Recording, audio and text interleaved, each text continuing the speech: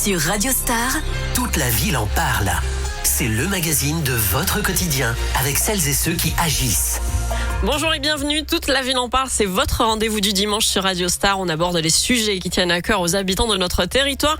Et aujourd'hui, je reçois le commandant Stéphane Guillot, porte-parole des sapeurs-pompiers des Bouches-du-Rhône, pour parler de la saison des feux de forêt, de la prévention, des interventions et des bons réflexes à adopter. Toute la ville en parle, c'est tout de suite.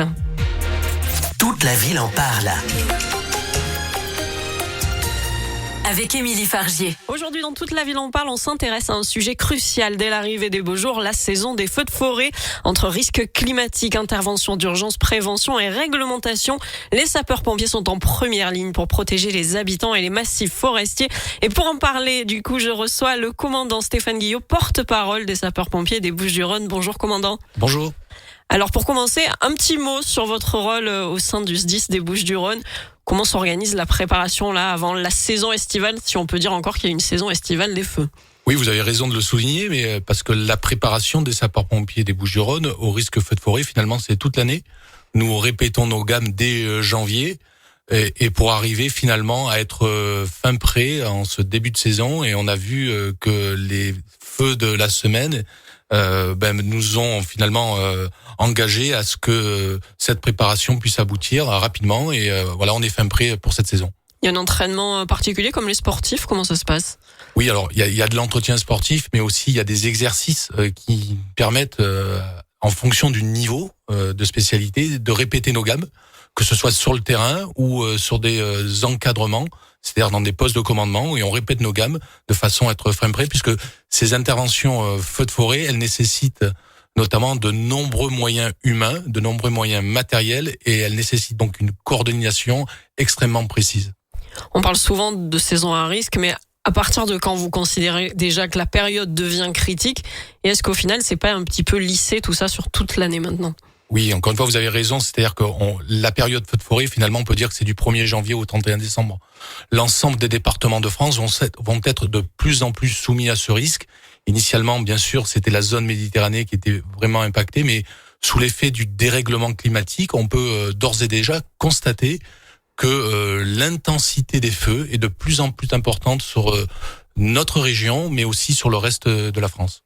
Oui, vous le disiez, hors antenne, il y a peut-être moins de feux qu'avant. C'est vrai, dans les années 80-90, il y avait énormément de feux. Mais maintenant, les feux sont de plus grande ampleur et beaucoup plus violents. Exactement. C'est-à-dire que si on devait faire une moyenne du nombre de départs de feu ou du nombre d'hectares détruits, on est à peu près, il n'y a pas forcément d'évolution significative. En revanche, l'intensité des feux et les dégâts qu'elles causent, notamment sur les bâtis et parfois malheureusement les hommes et les femmes, elle va s'intensifier. D'ores et déjà, elle est présente et ça va continuer. Cette évolution va se poursuivre. Alors, quand il y a un incendie, il y a énormément de moyens qui sont déployés sur le terrain, des avions, des hélicoptères, des colonnes de renfort. Comment on articule tout ça? C'est justement en répétant nos gammes et en organisant toute cette lutte et aussi cette surveillance, puisque les feux de forêt, c'est de la surveillance avant tout et de la lutte. Et ces nombreux moyens, ils sont coordonnés avec un centre opérationnel départemental d'incendie, avec un poste de commandement qui est sur le terrain, avec des cadres qui coordonnent, un commandant des opérations de secours, un directeur des opérations de secours qui est le préfet ou le maire concerné par le feu. Et donc tout ceci nécessite bien évidemment de s'entraîner encore et encore, puisque cette coordination très hiérarchisée permet à chacun de connaître son rôle. Alors tout ceci mobilise aussi d'importants moyens humains. Comment on fait pour devenir sapeur-pompier? Est-ce que vous recherchez toujours des sapeurs bénévoles?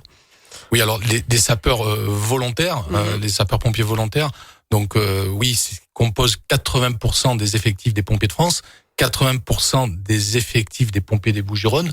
Nous sommes 7500 dans les Bouches-du-Rhône et bien évidemment 2 voies d'accès. Donc c'est l'épine dorsale composée des pompiers professionnels. Par la voie d'un concours, vous pouvez incorporer un service départemental d'incendie et de secours, mais aussi les pompiers volontaires. Et nous faisons appel notamment à tout un chacun, à des gens qui, comme vous, peuvent, en dehors de leurs heures de travail, venir renforcer les effectifs. Et nous les accueillons toute l'année. Environ 600 sapeurs-pompiers volontaires sont accueillis dans les Bouches-du-Rhône. Certains sont issus de nos jeunes sapeurs-pompiers qui restent une filière d'excellence. Et bien évidemment, l'idée, c'est de faire perdurer et de fidéliser nos sapeurs-pompiers volontaires pour les maintenir au sein de nos effectifs. Jusqu'à quel âge on peut devenir sapeur-pompier volontaire ? Alors on peut, en fonction bien évidemment de son aptitude médicale ou physique, on peut, en fonction de l'âge, être jusqu'à 67 ans. Certains d'entre eux sont encore présents dans nos rangs et notamment ils font ce qu'on appelle du soutien aux intervenants.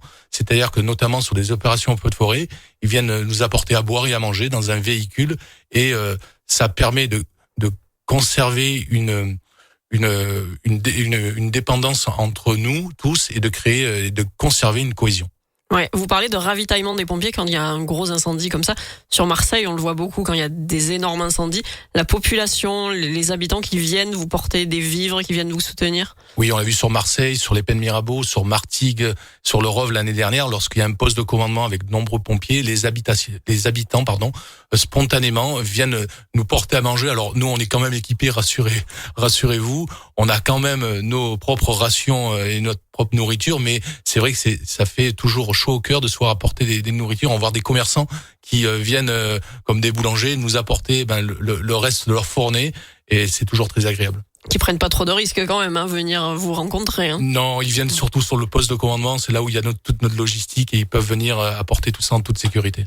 Ça va, merci commandant, restez avec nous. Dans un instant, dans toute la ville on parle, on va s'intéresser à la prévention, débroussaillement, obligations légales, carte aussi d'accès au massif et bons réflexes à adopter. À tout de suite sur Radio Star. Toute la ville en parle. Le magazine de votre quotidien. Sur Radio Star. On est de retour dans toute la ville en parle avec notre invité du jour, Stéphane Guyot, le commandant des sapeurs-pompiers des Bouches-du-Rhône et porte-parole aussi du SDIS 13. On va continuer à parler des feux de forêt et on va parler maintenant de la prévention et de la réglementation ou encore des comportements à adopter. Quand on parle de feux de forêt, la prévention est essentielle. Quels sont aujourd'hui les principaux facteurs de départ de feu dans notre région ? À quoi il faut faire attention ? Alors, les principaux facteurs, ils sont avant tout d'origine humaine.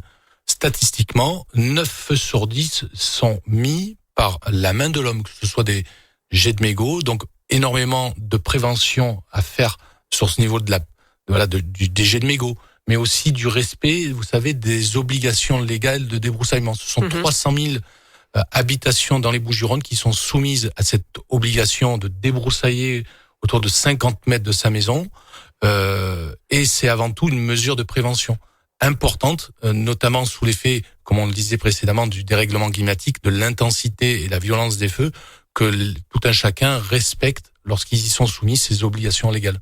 Est-ce qu'il y a des contrôles justement pour voir si les particuliers respectent bien le débroussaillement ? Oui, bien évidemment. Ce contrôle, il se fait sous l'égide des communes. Ce sont les maires qui ont la responsabilité de faire appliquer cette obligation aux propriétaires. Oui, il y a un contrôle, il peut même y avoir des sanctions lorsque ça n'aboutit pas, et là aussi c'est du contrôle du maire. Les sanctions, c'est une amende ? Oui, c'est une amende, mais nous on conseille aux gens, c'est plutôt que d'éviter l'amende, c'est éviter que sa maison soit détruite tout simplement, parce que la différence entre l'amende et le coût d'une maison d'ailleurs qui ne pourra pas forcément être prise par une assurance, si vous n'avez pas fait vos obligations légales de débroussaillement, peut-être que votre assureur ne pourra pas vous rembourser, donc nous, on conseille véritablement aux gens, et il y a une importance capitale à ce que cette obligation soit respectée. Vous parliez qu'un mégot peut déclencher un incendie. Moi, j'avais entendu aussi que ça pouvait être des outils, comme une meuleuse, une petite étincelle comme ça qui part. Je crois qu'à Auriol, il y avait eu un feu comme ça qui avait été déclenché par un monsieur qui faisait des travaux, donc ça aussi, ça a respecté. Exactement, donc beaucoup de départs de feu sont dus à des travaux faits à proximité des massifs. Il faut bien savoir que dans les Bouches-du-Rhône et dans les départements du sud de la France, ces travaux ils sont réglementés. C'est sur le site de la préfecture qu'on peut connaître les degrés d'interdiction. C'est de 4 niveaux avec une interdiction totale, ou alors avec des préconisations, notamment pour les entreprises, pour leur permettre de continuer les travaux. Ils doivent s'assurer d'avoir un dispositif d'arrosage à proximité de l'endroit où ils font les travaux, mais tout ceci effectivement est réglementé. Alors on ne peut plus vivre ou venir en vacances dans les Bouches-du-Rhône sans connaître un petit peu toutes ces obligations. Je pensais pas vous poser cette question, mais vous me parlez d'eau à proximité. Les barbecues, quand on a un particulier l'été, est-ce qu'on a vraiment le droit ou pas le droit d'en faire à la maison ? Pareil, ça fait partie de la réglementation sur l'emploi du feu, et ce qu'on évoquait. C'est-à-dire que si vous habitez à moins de 200 mètres d'un massif forestier, votre barbecue peut être interdit en fonction de la journée, en fonction du vent, en fonction bien évidemment de la chaleur. Et donc il peut être interdit ou alors autorisé sous réserve d'avoir un dispositif d'arrosage à proximité. Ouais, un petit jet d'eau à côté ou quelque chose. Un jet d'eau, un seau d'eau. On sait que rapidement, un départ de feu, il peut être très rapidement jugulé si on a un seau d'eau à proximité, mais au bout de 3 minutes, il vaut plusieurs centaines de litres d'eau et ça devient plus compliqué. Alors un incendie se déclare près de chez nous. Quels sont les bons réflexes à adopter immédiatement pour se protéger ? Alors, j'ai envie de classer pour que les gens puissent retenir sur 3 thématiques. Je vais évoquer le avant le feu, pendant le feu, parce que ça aussi il faut pouvoir l'expliquer, et après le feu.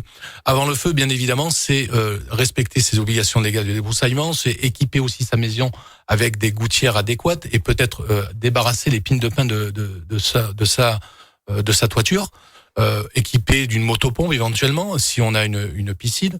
Ça c'est avant le feu. Pendant le feu, il faut expliquer aux gens que le feu en fait il va passer. Donc on conseille aux gens de se confiner dans un premier temps dans votre maison. Si vous avez une habitation construite traditionnellement en béton, vous vous confinez. Évidemment, vous évacuez si vous habitez dans une tente ou une maison en bois. Mais sinon, le principe, c'est le confinement. Et là, vous récupérez vos proches, vous mettez à l'abri aussi peut-être un tuyau pour éviter qu'il brûle, parce que vous allez l'utiliser sur l'après, et vous fermez portes et fenêtres. Vous attendez que le feu passe, et là, en règle générale, ça dure 10 minutes, un quart d'heure, parce que le feu, finalement, parfois, il va jusqu'à une allure au trot, voire même au galop d'un cheval. Donc, il va passer. Vous ressortez et c'est l'après. Là, vous commencez en appelant peut-être les pompiers si votre habitation commence peut-être à brûler.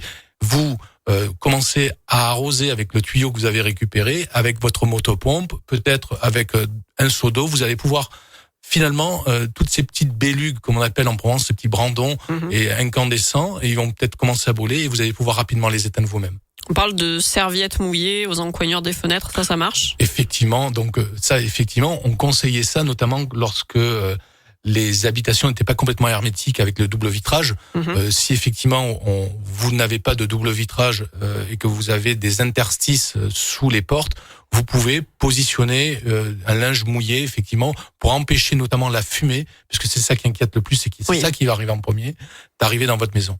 Merci commandant pour ces éclairages. On va marquer une courte pause et puis on revient dans un instant dans Toute la ville en parle pour parler des nouveautés, des moyens technologiques et de l'évolution de la lutte contre les feux de forêt. Restez avec nous sur Radio Star. Toute la ville en parle. Avec Émilie Fargier. Toute la ville en parle, votre émission du quotidien, ça continue sur Radio Star avec moi toujours notre invité Stéphane Guyot, le commandant des sapeurs-pompiers des Bouches-du-Rhône, également le porte-parole. Je vais juste revenir là, juste avant la pause, on parlait des bons réflexes à adopter en cas d'incendie qui passerait chez nous. On a parlé du confinement et on n'a pas parlé de la fuite. Il y en a qui fuient. Oui, c'est parfois contre-productif puisque le principe de base, c'est le confinement, comme on l'a dit, lorsque votre habitation est construite traditionnellement. Donc il faut se confiner, fermer portes et volets. Et éviter d'évacuer. On évacue que lorsqu'on est dans une habitation précaire ou que sur ordre, comme ça a été fait, et de manière avec beaucoup d'avance. Ça a été fait notamment sur les feux de Gironde en 2022. Mais il faut éviter d'évacuer. J'ai une petite histoire à vous raconter là-dessus. C'est en 1970, la femme de Martin Gray, qui victime d'un feu dans le 06, à Tanneron, la limite du Var. Et en fait, elle décide d'évacuer avec ses 4 enfants plutôt que de se protéger dans sa maison. Et malheureusement, elle décède avec ses 4 enfants dans le véhicule. Et moi, je raconte cette histoire notamment pas pour faire pleurer dans les chaumières, mais surtout pour vous expliquer que finalement, il faut se confiner et d'évacuer lorsque vous y êtes soumis. Par contre, parce que ça peut arriver, quand vous évacuez donc c'est sous l'ordre d'une autorité, que ce soit le préfet, maire ou la police qui viendrait vous chercher. Vous devez fermer vos maisons et vos volets en partant, puisque bien souvent, les bélugues, les brandons vont pénétrer à l'intérieur de vos portes si elles sont restées ouvertes et justement mettre le feu à votre maison, et c'est déjà malheureusement arrivé. C'est important de souligner que le confinement, c'est pas quelque chose qui nous vient naturellement, instinctivement. Le cerveau nous donne l'ordre de fuir face à un danger. C'est peut-être pour ça que les gens fuient. Exactement. La première chose que vous allez voir arriver sur un feu de forêt, c'est la fumée, c'est pas le feu. Et la fumée va perturber l'ensemble de vos sens et peut-être vous générer une inquiétude qui va finalement dire il y a un danger, je fuis. Alors que il y a un danger, oui, je fuis, mais je fuis dans ma maison. Voilà. Je fuis dans ma maison, retenez bien ça. Vous êtes pompier, vous avez été parfois confronté à des situations à risque. Comment justement évaluer le risque quand on est pompier? Comment éviter de trop en faire pour préserver aussi sa propre vie? Nous, ce qu'on dit à nos sapeurs-pompiers, c'est la sécurité du personnel, qu'elle soit individuelle, par nos équipements, ou collective par la répétition de nos gammes et la façon dont nos camions sont construits et nous protègent désormais. Donc, le maître mot de chaque intervention, c'est déjà intervenir en sécurité. Vous savez, on a malheureusement perdu des sapeurs-pompiers sur des opérations de secours, des feux de forêt. On en a tiré tout un retour d'expérience. On continue pour améliorer nos processus, améliorer nos équipements. Et nous continuons donc du coup à faire que cette sécurité, ça soit le leitmotiv de sapeurs-pompiers. Les arbres, finalement, ça repousse. Les hommes, malheureusement, ça ne repousse pas. On parle souvent des hommes, des forêts, des maisons. Il y a aussi quand même la faune qui souffre pendant un feu. Oui, la faune aussi. Donc, elle a ce réflexe-là de fuir. Et bien souvent, on voit notamment, on a vu lors des feux californiens, malheureusement des animaux qui sont qui décèdent à cause d'incendies de forêt. En règle générale, là aussi, il peut y avoir aussi des inquiétudes, notamment lorsque vous savez, on a des haras avec des chevaux. Oui. Il y a une certaine source d'inquiétude. On est en train de mettre en place là de manière innovante avec des associations une manière, parce que nous devons aussi protéger les animaux, une manière de pouvoir évacuer en toute sécurité, de manière préventive, ces chevaux en toute sécurité, de façon à ce que ne décèdent pas, parce qu'on sait que ce que ça représente un cheval, que ce soit pour les sentiments, mais aussi pour le coût, à tout un chacun, notamment dans un haras. Donc on est aussi dans cet objectif-là de préserver les animaux, mais forcément l'économie d'une entreprise. Ouais, c'est vrai, on le voit passer même souvent sur les réseaux sociaux, des chenils, des chatteries ou quoi qui sont menacées par les flammes. Les gens sont quand même en panique. Et justement, les réseaux sociaux, je vois des pages Feu de forêt du 13, Fire, je sais pas quoi. Est-ce que c'est fiable, ces pages Facebook là? Alors, merci de me donner la parole sur ce sujet-là qui pour moi est extrêmement important. Les seules sources fiables sont celles des autorités. Mairie, préfecture bien évidemment, et pompiers, que ce soit des pompiers des Bouches-du-Rhône ou du bataillon de marine-pompiers de Marseille. Donc ce sont les seules sources fiables. Les autres sources sont des gens qui sont passionnés par les feux de forêt certainement, qui essayent de récupérer des informations issues des réseaux sociaux, parfois même de manière extrêmement dangereuse sur le terrain, alors que ce terrain-là des opérations, il est sous sécurité. Nous devons, nous, pompiers sur le place, assurer la sécurité de l'ensemble des intervenants. Donc, elles ne sont pas forcément fiables. Donc, moi, je vous conseille, lorsque vous avez notamment des autorités, ce genre d'informations, de les comparer, de les croiser avec celles des autorités, préfecture, mairie, pompiers des Bouches-du-Rhône, bataillon de marine-pompiers de Marseille. Enfin, pour terminer, un message là de prévention que vous souhaitez faire passer à nos auditeurs. J'ai envie de vous dire, aujourd'hui, comme je vous le disais tout à l'heure, on ne peut plus habiter, venir en vacances. Vous savez, ça va être on a calculé 9 millions de personnes qui cet été seront dans le département des Bouches-du-Rhône, entre les habitants, les touristes et les gens qui circulent sur nos autoroutes. Et on sait que 9 feux sur 10 sont des jets de mégots, en fait, d'une origine humaine, notamment les jets de mégots, c'est à peu près la moitié des départs de feu. On a vu donc notamment cette semaine dans les Bouches-du-Rhône 23 départs de feu de broussailles sous l'effet des 2 jours de Mistral. Donc le conseil aux habitants, aux touristes qui vont venir profiter de nos beaux départements, c'est d'être prudent, de pas jeter vos mégots, de respecter l'accessibilité des massifs, la réglementation sur l'emploi du feu, et logiquement on devrait tous passer un bel été. Merci commandant d'avoir répondu à mes questions et bon courage. Merci à vous. Je le rappelle, Stéphane Guyot, commandant des sapeurs-pompiers des Bouches-du-Rhône. Si vous avez raté l'émission, vous avez le podcast sur radiostarsud.fr. Très belle journée à l'écoute de Radio Star. Le magazine de votre quotidien, c'est toute la ville en parle.